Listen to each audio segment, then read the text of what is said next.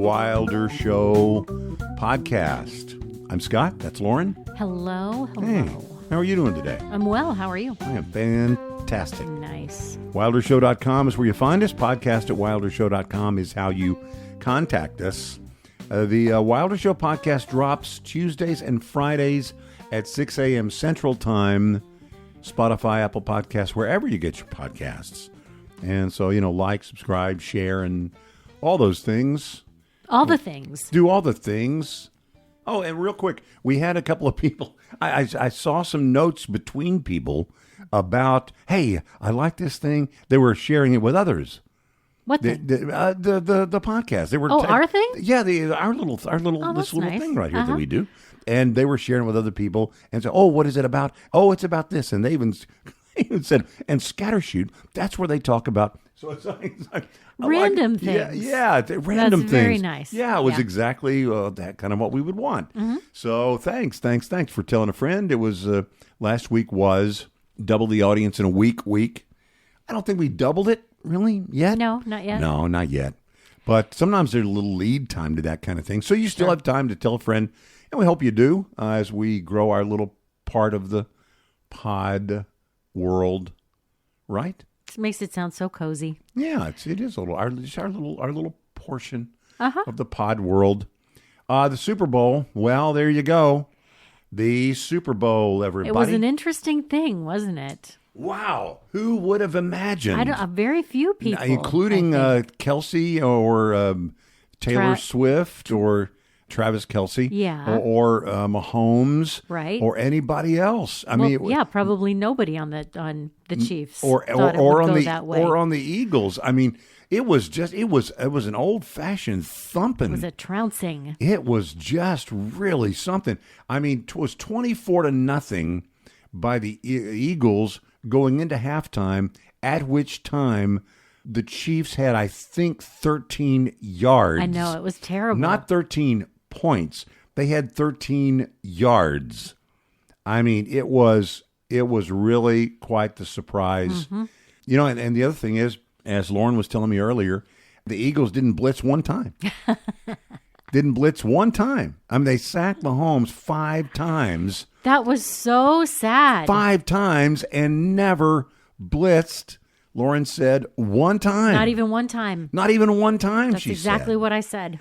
And so, really, honestly, as the game was beginning, and I've kind of complained that I don't like the game starting so late, and I really don't. I'd like it to be a little bit earlier. But it's always. I know. My entire memory. I know. It's always started at that time. It always is.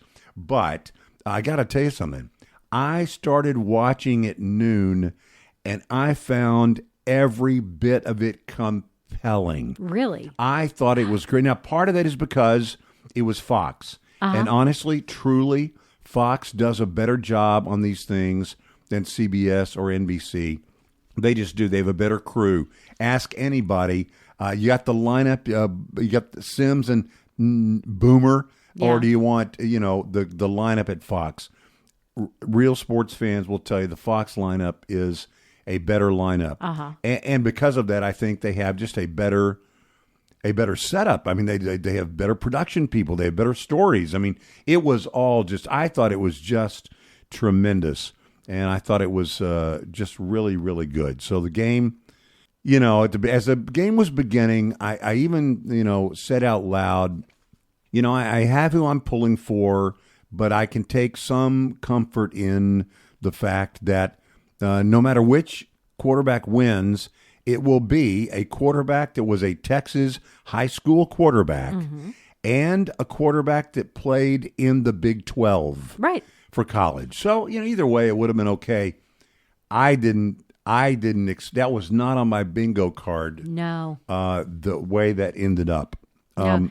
You know what else we haven't talked about, though? And this has nothing to do with the game itself, with the results of the game.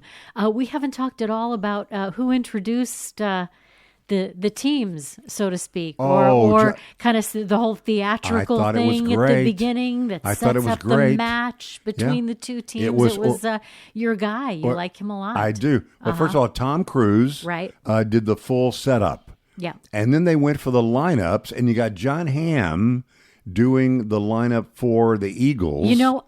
No, was it the line? Or wait, so what did Bradley Cooper do? No, I'm sorry. You're right. It was John Hamm for the Chiefs. Oh, see, I for the missed Chiefs. that. Oh, it was good. Yeah. John Hamm for the Chiefs, and boy, based on what he was saying, did he expect, as many did, the Chiefs to win this game? Man, he really set it up. And then Bradley Cooper, with little Junior there in tow, did the thing for.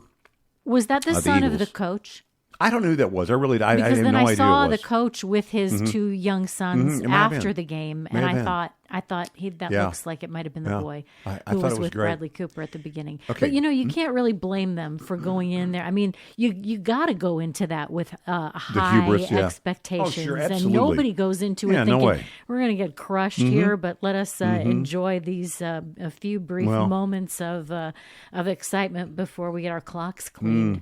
It was not even really a good game. I mean, in terms It was of, if you were an Eagles fan. No, yeah, no, I understand that. I mean, great exciting for the win that way, but in terms of a competitive game, no. I mean, even the points at the end, except for that one touchdown pass. Yeah. Oh, that was beautiful. Other than that one touchdown pass, the rest was junk. It's just junk points. I know. I mean, so the final score doesn't really reflect the trouncing that took place. Yeah. In fact, for the first time in his career, Travis Kelce had 0 catches in the first half. It's pretty big. You know what he said at the end? No. He was mad at Coach Reed. Yeah. He said, I was supposed to propose tonight. No, he did not say that. No, he didn't say that. I saw a little picture where he says, I was supposed to propose tonight, but we lost. I was surprised at the people that were cheering as loudly as they were for President Trump. I was too. Now, first of all, they said early on, and maybe it's because the Chiefs have been in the last 2 Super Bowls, and a lot of people already spent the money to go to the Super Bowl. You can't go to the Super Bowl every year. I mean, as a person that is paying to go there. Who could even go once? Well, we saw that. Yeah. We talked about that last time. But so there were 5 times, they said 5 times as many fans for the Eagles as there were fans for the Chiefs. Okay.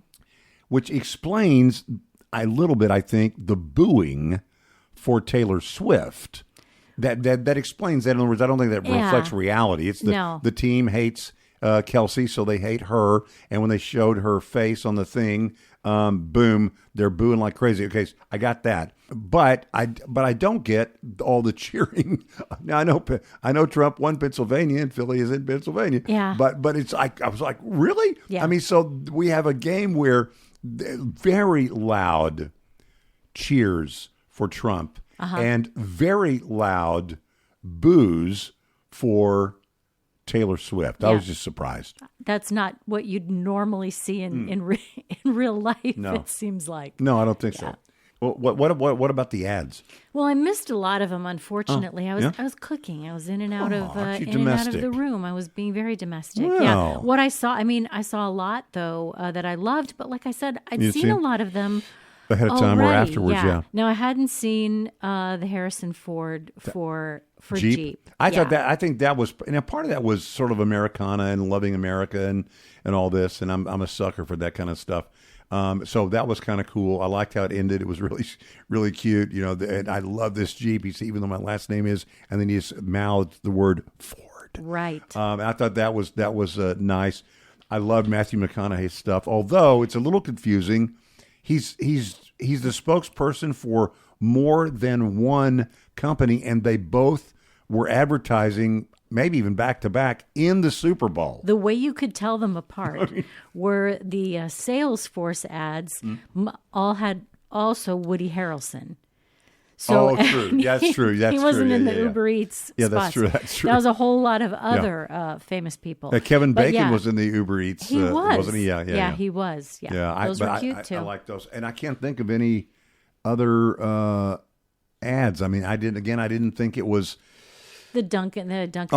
Now, Dunkin' had a bunch. That was cool. I did like, because I love those guys. Mm-hmm. That was good. And the rest were okay. Okay, what about halftime? Can I just say, I didn't get that at all. I Well- didn't get. It's not my style of music.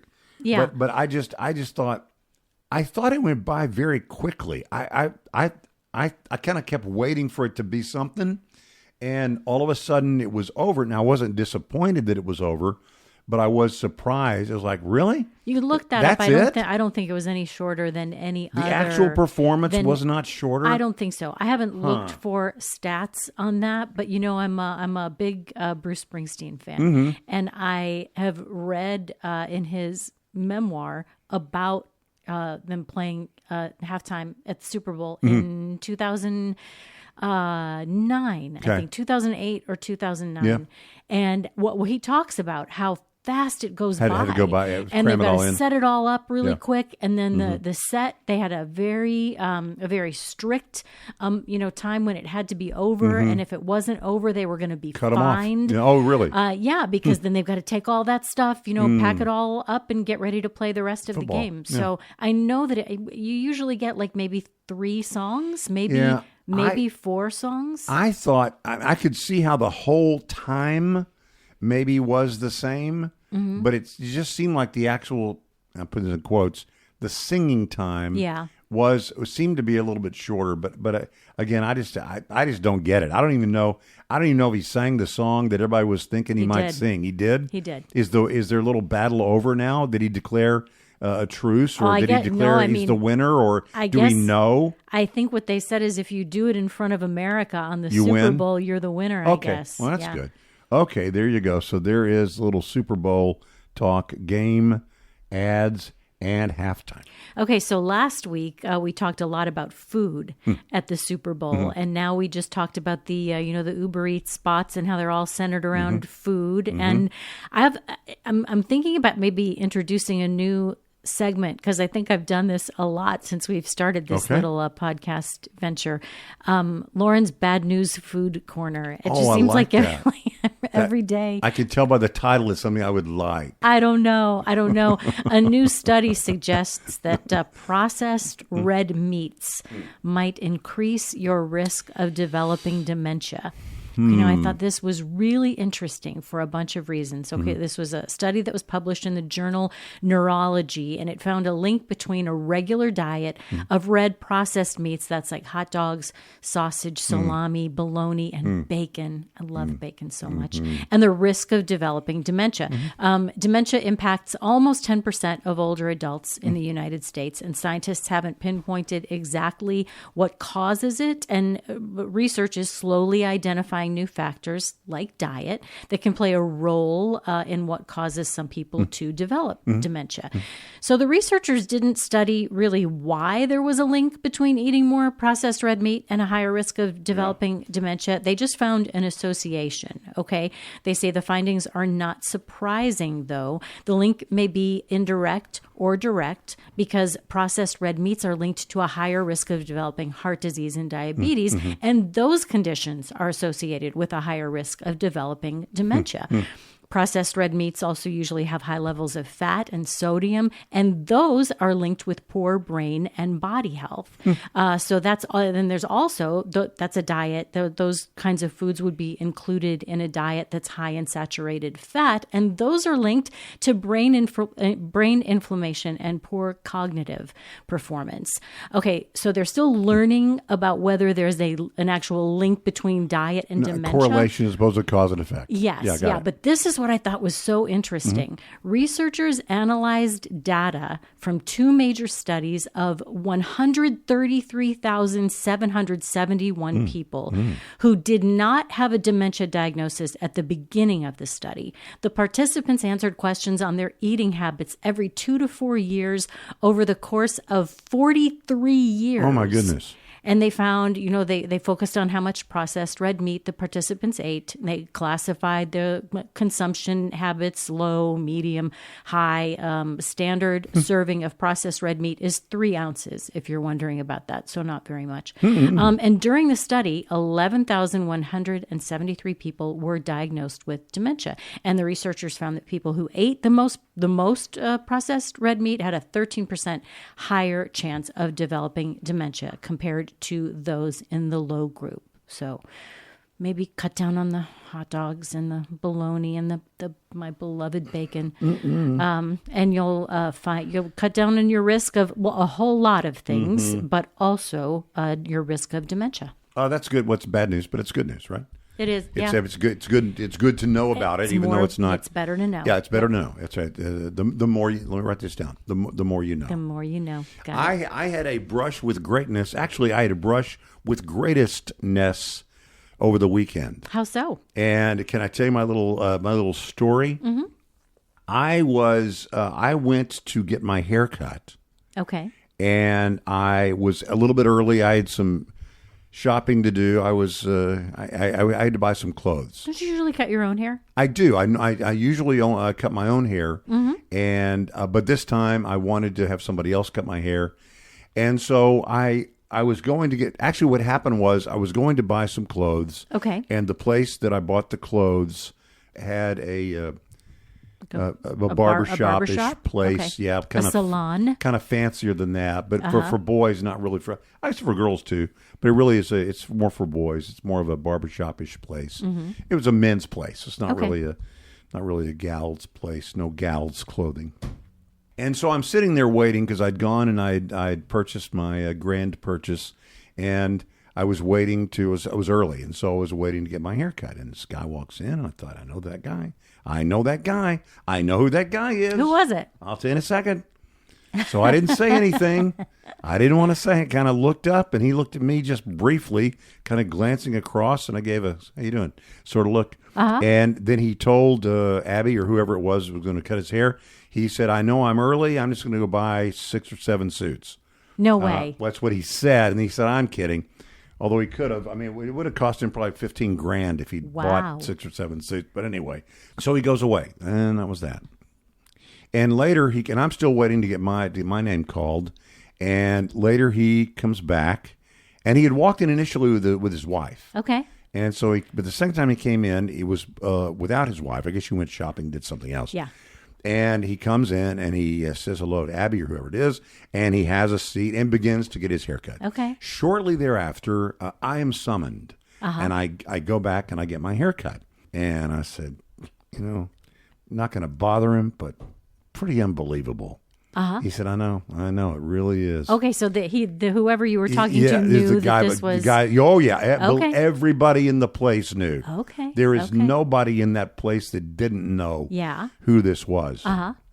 And so I sat there and I thought, I should have just said something to him. Actually, did you ever make contact? Well, here's the deal. Before we went back to get our haircut, he had some mother with some kids said, got some huge fans here. Would you mind taking a selfie with my kids? And he says, oh, no, that's fine. And he made some kind of wisecrack. He said, you didn't just get out of jail, did you? To one of the kids. I don't know what he was wearing, but it was pretty funny. And it was great. Very good banter. So these young kids knew who this was? Well, the mother knew, I think. And of course, they knew probably from their dad. In any case. So that was before, and I never said anything. And went back. And he's getting his hair cut. I'm right there, getting my hair cut. And this guy is getting through, and he's wrapping it up. And so my guy who's cutting my hair turns me around purposely toward him. And I said, as this person got up, Mr. Staubach, thank you for your service in the Navy. Oh, man. And Roger Staubach, Captain Comeback, Captain America, the coiner of the phrase Hail Mary. Wow. Walks over to me, shakes my hand. I said I was son in the Navy, and we talked. We chit-chatted for a little bit. So nice. And it was great. He asked, what's he doing? And I told him. He was, wow. And so we did the whole thing. And just very, very briefly. And then as he said, well, tell him thanks for service. I told him I had a brand new your kid's grandkid, whatever. And then I said, you are part of my story. How so? He's part of my life story. Oh, part of your, my life story. I grew up in the backyard with a number 12 on. I was born in 1961. And so that's my brush with greatestness Wow. or greatness is to. I think I had met him maybe once before 100 years ago, maybe seriously, probably 25, 30 years ago at a business thing. Yeah. But to just bump into him, and then I looked at him later. He's like 82 or 83 years Yeah. old, and you know what? And what is the gosh? You know, for me, all roads lead to either The Godfather or to Seinfeld, always. And so I say this about having met Roger Staubach, and I'm quoting George Costanza. Can I say something? And I say this with an unblemished record of staunch heterosexuality. He's fabulous. He is such a good-looking guy. He still looks as great as he ever did, and he was the nicest, sweetest guy. I saw him interacting with other people, and I felt a little awkward still. You know, I didn't really summon him, but he was right there. But it was just. But I thought, I'm gonna kick myself if I don't just say thank you If you for missed his the service. opportunity. Yeah, so it was that Yeah. kind of thing. So He didn't ask you who you were pulling for in the Super no, Bowl. you know, we didn't even talk about Did he? football. No, it's nothing like. Okay, I I got to ask you a question. Sure. If he had asked you, would you be Yeah. honest? Would you have told him you yeah. were pulling for the Eagles? Well, here's what I would have told him. He wouldn't have asked, but I mean, if he had asked, I would have said this. I said, for the reasons that I don't have to explain to you, I cannot root for the Eagles. However, I also cannot root for your team's record of 2 Super Bowl wins in a row to be broken. So I'm a bit perplexed because Pretty the break. lucky for you that stat Believe me, came about later. I know. That is not lost on me. I agree with you. Makes it much more acceptable for a Dallas native to Anyway, root for the Eagles. Roger Staubach, what a complete hero. Honestly, hero he was to me and so many. They don't make them like that anymore. They really, really don't. Didn't you pass Tony Romo in a Home Depot parking lot? I did. No, once, actually, too? it was when he was a different dating, encounter, But he was yeah. dating Jessica I Simpson. remember. And they were both sort of trotting out to the car from I think it was from what was it from Fry's? Was it it? was Okay. Fry's out in Irving. Yeah. I think, and he was. Yeah, they were going. It's kind of odd. So this was better than that. I'm sure. Hard to imagine, but it really was. And Roger Staubach, what a complete gentleman, just a gentleman, and golly, it was a great moment for me. That's lovely. Oh, it is time for Scattershoot. Let's go.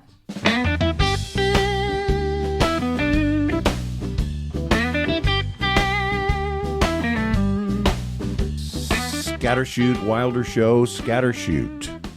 Welcome.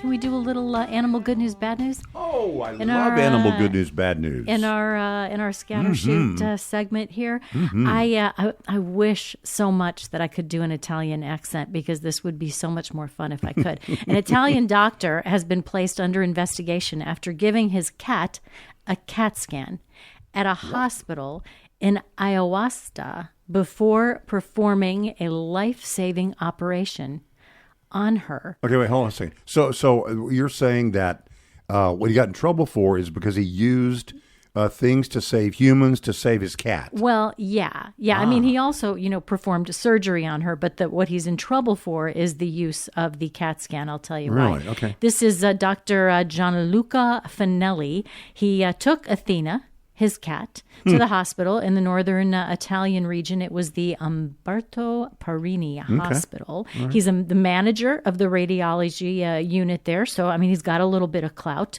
After she misjudged the distance from the 6th floor roof where she jumped, I thought that was kind of, she misjudged.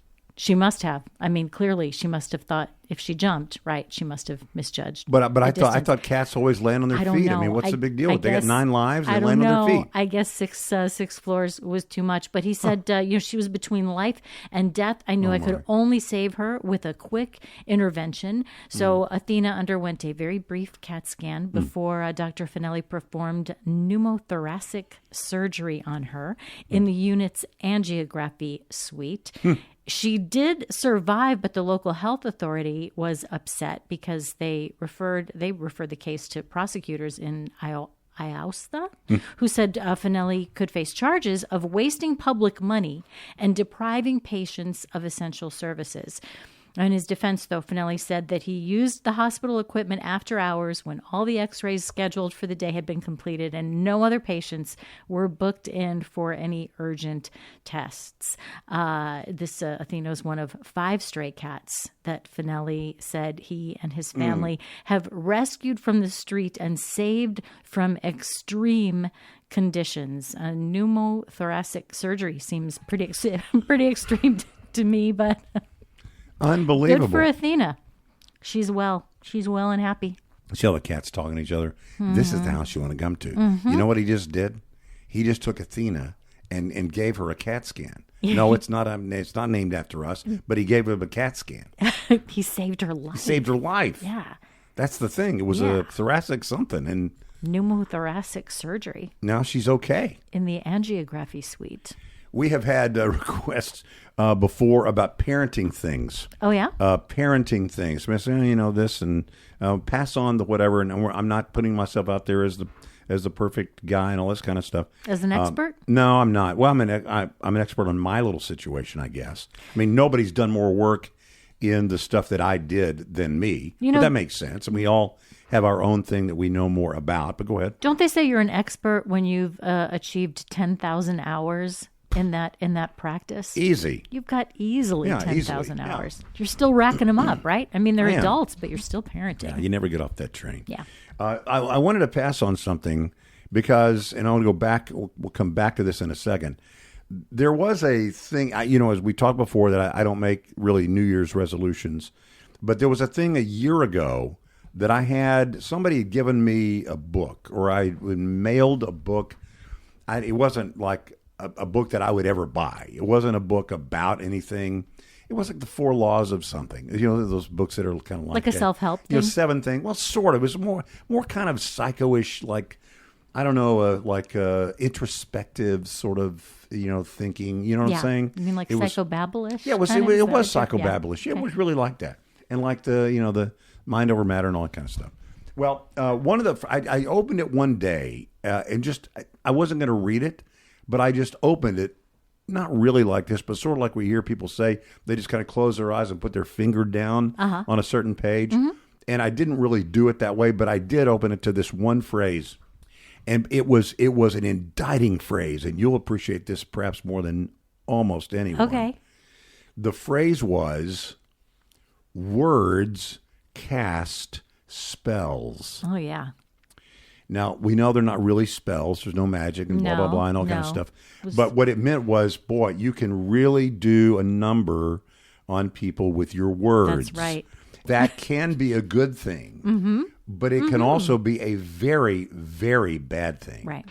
Sharp wit and an unbridled tongue is a very bad combination. Yeah. And I've had that my whole life. And I remember reading that a year and a half ago, or a year and several months ago, and I thought, man, that's true. You can't uncast all the spells that you've cast, but I want to do better at that. I don't want that to be, if something happened to me or when it happens to me. And that's son of a sailor, the kinds of stuff. I want to be the good things that I was able to encourage somebody or whatever. Anyway, so that's been on my mind for about a year and a couple of months. One of my sons had sent a note about the segment we did on KLTY. Right. And he said, hey, that reminds me of this. And he sent me a picture of something. Mm-hmm. Now, when the twin boys were quite young, and I mean like 2nd, 3rd grade, I had bought them some real cheap. I mean, I wasn't passing it off as something other than cheap, but it was a little cheap, what do you call it? A safe. Like a little safe. They had their own combination. Yeah. They had their own combination. Nobody else knew it. They knew it, and we could put stuff in the top of it, and they could open it up and see what you. Okay, so this is what he sent me a picture of. It's some notes that I wrote on a KLTY notepad. Nice. Can I read this to you real quick? Sure. These were more than a quarter century old, or at least more than 20 years old. Obviously, here's what I wrote to the boys. Ways to guard ourselves against peer pressure. Number 1, understand that when we have a poor self-image, we are most vulnerable to peer pressure. That can be any time in your life, but especially in your teenage years. Pray for strength. Number 2, find a friend who will stand with you. This will give you more courage, and them too. Number 3, don't play the game. If you play the game, there's a natural tendency to want to win. The only way to win is not to play. Don't play the game. Think about these things before you face a crisis with your friends. Number 5, understand where our value actually comes from. It doesn't come from good grades or perfect teeth or nice cars or dating the best guy or gal. It comes from God. And finally, number 6, you will be surprised, but people will respect you for standing firm on your beliefs, even if they're teasing you. And you never know who you'll inspire to encourage by doing what's right. Very good. Now, I'm not even saying anything about whether that was great advice. The point is, my son kept that for more than 20 years. Wow. That's very cool. So be careful the things that you write. Be careful the things that you say. You want them to have good things to hold on to. Exactly right. It's so easy to have things that are maybe not in that category. So anyway, but I just thought that was really interesting. In fact, as I read through it, because it's handwritten, I thought, who wrote this?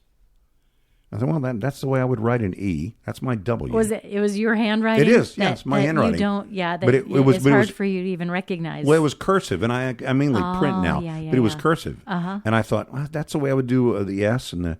Yeah, that's my A. That's an H. I do it that way. The T looks just like mine.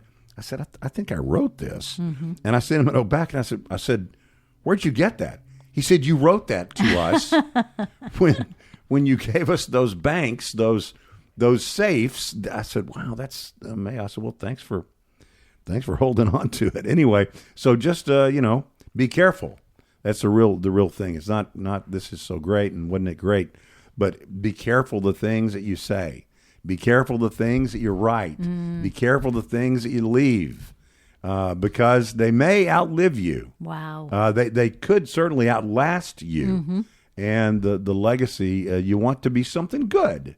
And so anyway, that's I just thought that happened just over the weekend because he had just said, hey, cool to hear you guys talk about the KLTY days. Made me think of this, and he sends a picture of it. That's very cool. I don't even think he meant to say, hey, look at this advice. I think he was just pointing out, you wrote this thing on a pad from that place that you were just talking about. And anyway, so that's...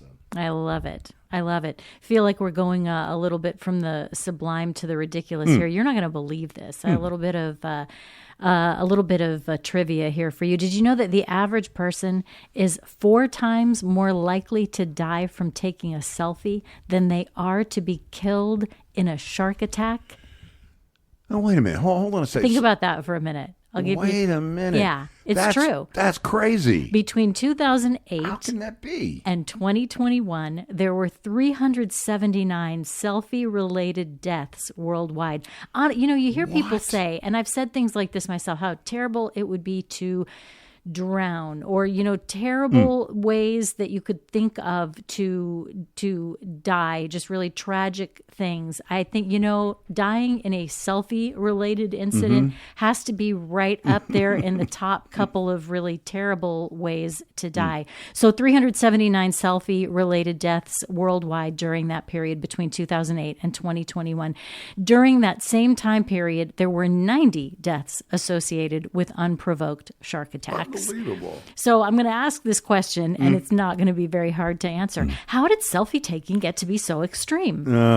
Well, this is an answer from the National Institute of Health. They say that while taking a photo of oneself isn't necessarily a dangerous activity on its own, the competition for social media views adds pressure to pursue potentially perilous backdrops.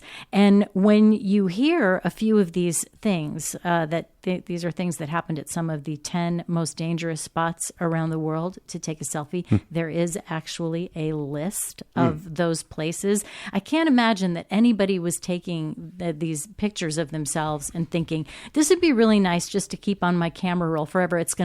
This is going to look so cool. Wait till I get the hits. Exactly. In they're the top 10, but they're not ranked 1 to 10. They're just in alphabetical order. So the first one is Grand Canyon National Park. I can see that. In late March 2019, a 50-year-old tourist from Hong Kong fell to his death while trying to take photos at Eagle Point, which is right there by the Grand Canyon Skywalk attraction. And I think that this place too.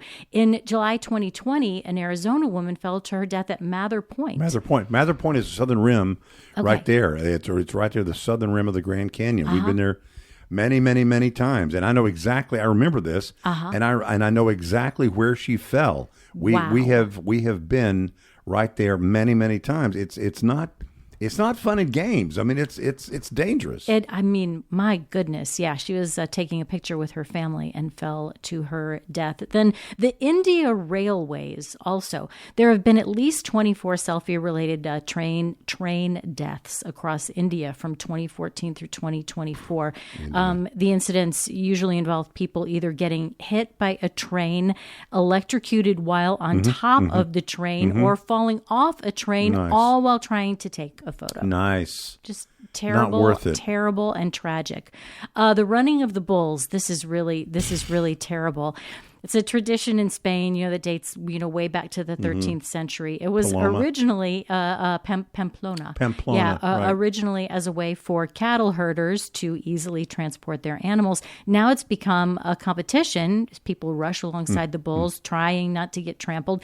In 2015, a Spanish man was gored to death by a bull while he was trying to film himself so silly. Running away from the bull that was trying to coming after him. I don't want to say people deserve to die, but that's not true. No, but it does. It is so foolish. Yeah, that you wonder. I mean, how come it doesn't happen all the time? 379 times over 10 years. I guess that's not really. That's not really all the time, but I bet it's probably 379 more times than the same 13-year four times a shark attack period preceding that. Yeah, selfies are a rather new phenomenon. Danger. Yeah. It's not even worth it. Oh, of course it's not. So be careful, kids, with your selfies. Although it occurs to me, none of those stories were about kids. Yep, those were all full-grown adults. All right, that's podcast today, Wilder Show Podcast. WilderShow.com is where you find us. Podcast at WilderShow.com is how you contact us. And the Wilder Show Podcast drops Tuesdays and Fridays, 6 a.m. Central Time on Spotify, Apple Podcasts, wherever you get your podcast. Like, rate, follow, subscribe, and share. And we'll see you next time. Da da da da da da da da da da da da da da da da da